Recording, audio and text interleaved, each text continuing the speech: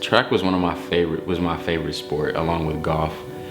If I could do both, I would have definitely done both for as long as I possibly could, but them being the same season, I had to choose one.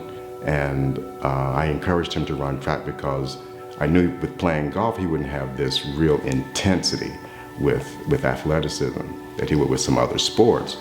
So he ran track, and I wanted him to get the feeling of what it was like to go all out as fast as he could. And so I went with him to one track meet. I think he was like the 9th grade, 8th, 9th grade. And my coach was like, I need you to run the 400. And I said, It was like literally the event I hated the worst. I would have rather run the mile. But he gave me the 400. And so I remember going to my dad like, man, he wants me to run the 400. And he said, I don't want to do it. And I said, why? He said, I think I might come in last or might not even finish. So I said, well, Vitthal, you will win if you give your best. Just give your best, and that means you won. I was kind of accepting, I'm probably just gonna get last place, I'm gonna embarrass myself. But my dad sat me down and he looked at me, he said, this is a test. He said, this is where you see what you're made of.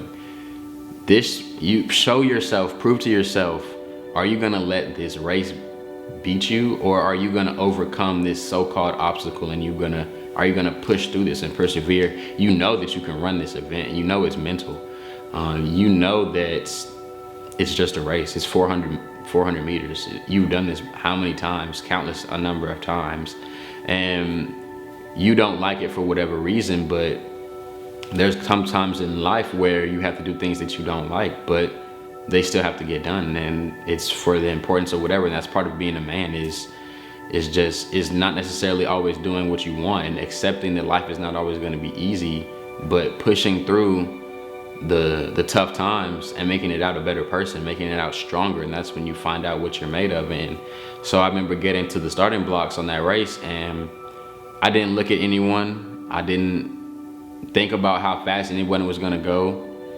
I didn't think about placing. I didn't think about what place I was going to be in. I just simply was out there with myself in the track, and I made it a one-on-one obstacle. I mean, a one-on-one goal. It was me against myself.